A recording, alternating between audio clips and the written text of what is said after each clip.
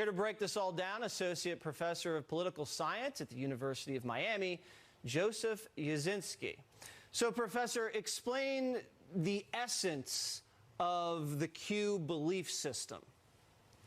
So this conspiracy theory started about 2 years ago on a dark website called 4chan, where people can post anonymously. And someone started posting under the name Q. And they claimed to have secret insider knowledge about a battle that was going on between Donald Trump against the deep state. And this deep state was made up of satanic pedophiles who were selling children into sex slavery. And that Donald Trump's presidency was really about dismantling this network of satanic pedophiles, which included Hillary Clinton and John Podesta, and then sending these people off to Guantanamo, where they would be tried for their crimes and then summarily hung. And then when that happened, it would be called the Great Awakening. Okay. And isn't it also about the Trump fight with the deep state in terms of the illegal surveillance of the campaign, the inside hit jobs that he's sustained in terms of Comey and Mueller and Strzok and Page and all of that as well? So there are many, many facets to this conspiracy theory, and one way to think about it is that it's a meta conspiracy theory where there are just lots of different conspiracy theories weaved together. So part of it was that Trump was really working with Mueller to fight the deep state. Some of it was about things that the deep state were doing to stop Trump. But a lot of it tracked current events, particularly during the Trump-Russia investigation, because many of the QAnon followers believed that this was just a deep state attempt to take out a sitting president who was really a Washington outsider. Okay. And the reason I'm doing this segment is because one of my good friends, he's a Q guy. And he's always telling me, Q says this, you got to look into this, Epstein and everything, and it's all connected. And I thought we'd look into it, so that's what we're doing here. How many Q followers are there?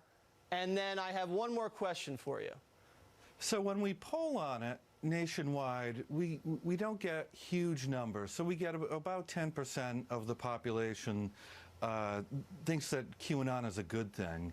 And as far as conspiracy theories goes, that's a significant amount of the population. Is this all conservatives, or are there liberals involved, or how does it break down?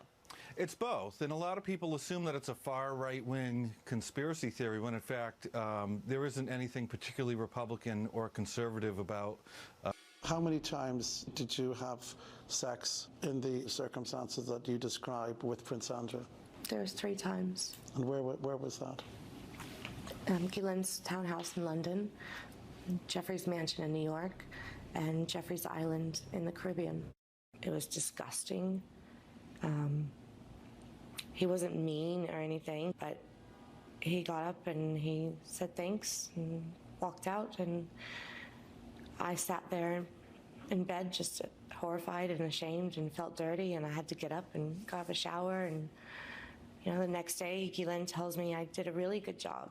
That was Virginia Giuffre telling the BBC about allegedly sleeping with Prince Andrew as a sex slave for Jeffrey Epstein. More and more women are coming forward claiming to have been sexually abused by Epstein. Several underage victims had an attorney who hired a private investigator 10 years ago to investigate the convicted pedophile.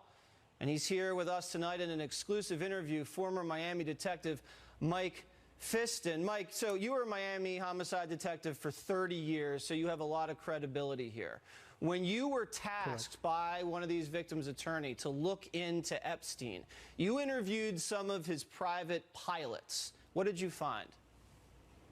Well, that was the most interesting part. When I started trying to contact his pilots, of course, his first pilot, who's his most dedicated pilot, wouldn't talk to us.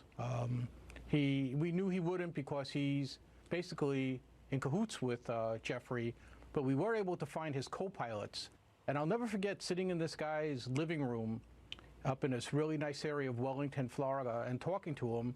and he's telling me, I can't tell you anything. I really want to, but I can't. And I look over his shoulder, and I see there's a picture of him and his 3 daughters. And I said, look at your daughters. They could have been victims. And the guy started tearing up, and he started talking. And basically he said, listen, I flew the plane. I flew it all over the world. But I was never allowed to really leave the cockpit. I knew there was bedrooms back there. I knew that there was girls that shouldn't have been on the plane that were there. And I couldn't leave the cockpit to go back and look, or I would get fired. But he did tell me some interesting stories. I mean, you know, Jesse, he told me about the stewardesses on the plane would be very young girls. I mean, he couldn't tell me if they were 15, 16, 17, or 18. He just didn't know their ages, but they were very young, definitely not over 18. And Bill Clinton was on those flights. Numerous times. And why these girls were dressed, he would describe them as candy stripers. And so serving, you're saying, whatever they had to serve. On the flights that Bill Clinton was on with Jeffrey Epstein, the stewardess or stewardesses, many of them were underage, were dressed as candy stripers. Correct. And there were beds in the back of the plane? Beds, bedroom, yes.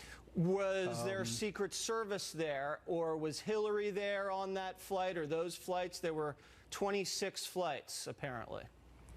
Hillary never flew on the plane that we knew of. She was never recorded on going on a plane, and no one's ever seen her on the plane. His daughter was never with him. The Secret Service was with him on most of the occasions, but there were occasions where there was no Secret Service listed as going on the flights with him. Wow.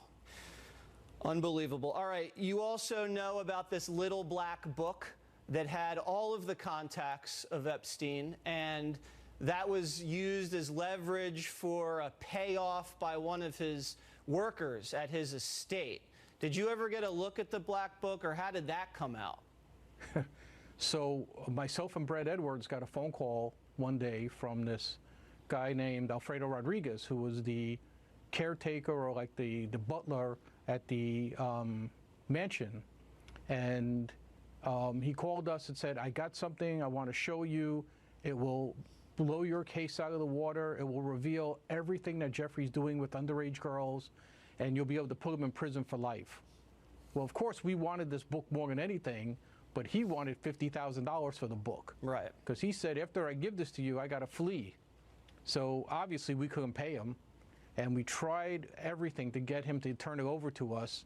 And when that failed, we had to contact the FBI, and we did a sting where we went in and pretended we were going to buy the book, and he delivered it to us, and he was arrested.